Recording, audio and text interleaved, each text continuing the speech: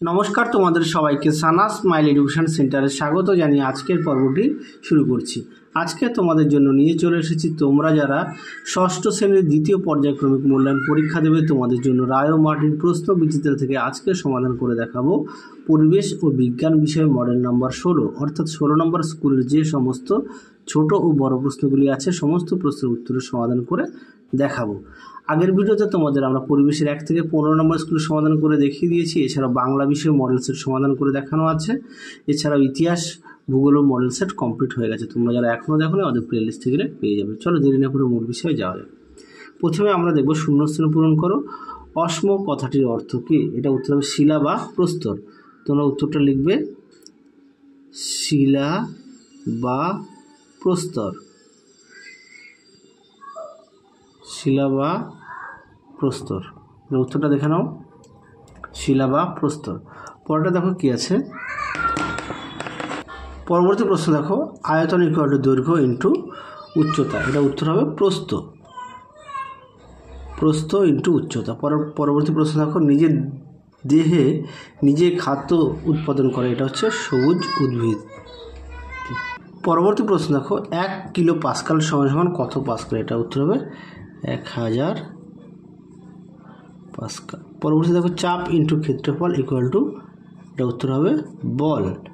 পরবর্তী প্রশ্ন দেখো জন্মের সময় শিশুর শরীরে কটি হাড় থাকে? তোমরা এটা প্রায় লিখবে 300টি। হ্যাঁ, প্রায় 300টি হাড় থাকে।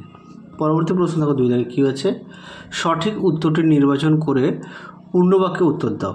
1 দাগে আছে কি, বাস বা ট্রাকে ব্যবহৃত জ্বালানি হলো, সঠিক উত্তরটি হবে ডিজেল, অপশান বি। পরবর্তী দেখো পাই এর মান, এটা উত্তর হবে অপশান বি 3.14।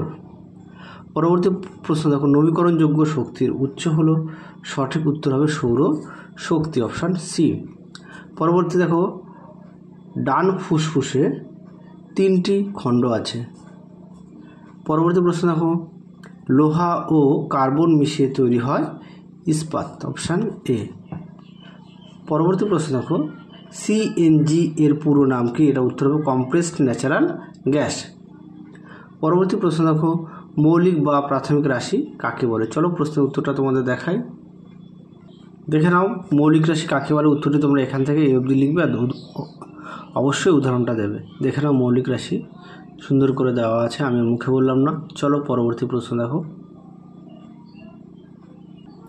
পরবর্তী প্রশ্ন দেখো পৃথিবীতে সমস্ত শক্তির উৎস কি? এটা উত্তর লিখবে সূর্য।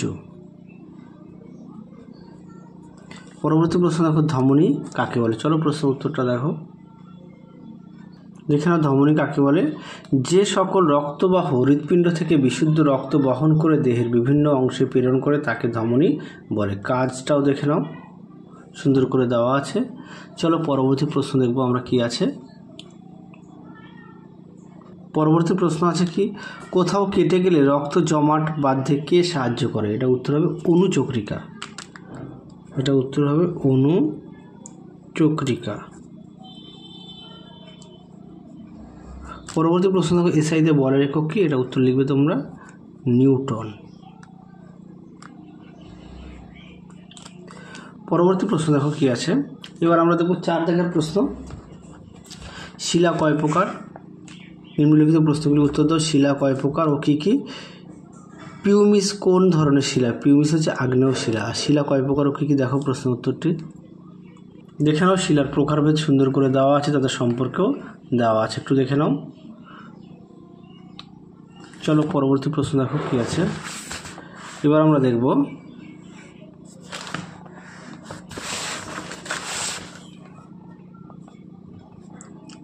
আচ্ছা পিউমিস কোন ধরনের শিলা? এটা তো বললাম আগ্নেয় শিলা। পরটা দেখো রক্তের উপাদানগুলি কী কী? চলো প্রশ্নের উত্তরটা দেখো, দেখে নাও। রক্তের উপাদান সুন্দর করে দেওয়া আছে ছকের মাধ্যমে, দেখে নাও। যাদের বই আছে অবশ্যই বই থেকে পড়বে, যাদের বই নেই তোমরা একটু খাতায় লিখে নিয়ে পড়বে।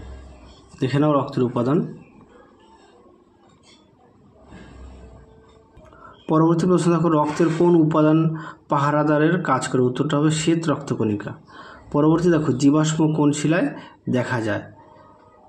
একটি খনিজের নাম লেখো। উত্তরটা দেখো, দেখে নাও জীবাশ্ম কোন শিলায় দেখা যায়? এটা তোমরা লিখবে পাললিক শিলায়। পাললিক শিলা। হ্যাঁ, তারপরে একটি খনিজের নাম লেখো, এটা তোমরা লিখবে কোয়ার্টাজ, কয়কার অন্তস্তয়াকার টয়রেফ বর্গীয় কোয়ার্টাজ। পরবর্তী দেখো সময় কাকে বলে, 4 দাগের প্রশ্ন দেখো, দেখে নাও সময় কাকে বলে। কোনো দুটির ঘটনার মাঝে যতক্ষণের ব্যবধান থাকে তাকে সময় বলে। উদাহরণটা দেখে নাও, সুন্দর করে দেওয়া আছে। চলো পরবর্তী প্রশ্ন দেখো। অস্থিসন্ধি কাকে বলে? দুটি বা ততোধিক অস্থির সংযোগ স্থলকে অস্থিসন্ধি বলে। আরও একবার বলছি, অস্থিসন্ধি কাকে বলে? দুটি বা ততোধিক অস্থির সংযোগ স্থলকে অস্থিসন্ধি বলে। পরেরটা দেখো, অস্থি বা হাড়ের একটি কাজ লেখো। চলো প্রশ্ন উত্তরটা দেখো, দেখে নাও। অস্থিসন্ধির কাজ, দুই বা ততোধিক অস্থিকে পরস্পর যুক্ত রাখে। 2 নম্বর হচ্ছে সচল অস্থিসন্ধি দেহের বিভিন্ন অঙ্গ সঞ্চালন গমনে সাহায্য করে। এখান থেকে এই পর্যন্ত উত্তরটা লিখবে। চলো তাহলে তোমাদের 16 নম্বর মডেল সেটের সমস্ত প্রশ্নের আমরা সমাধান করে দেখিয়ে দিয়েছি। তাহলে আজকের মতো এখানেই সমাপ্ত করছি। আবার দেখা হবে খুব শীঘ্রই তোমাদের পরবর্তী ভিডিওতে। তোমরা সবাই সুস্থ থেকো, ভালো থেকো, টাটা।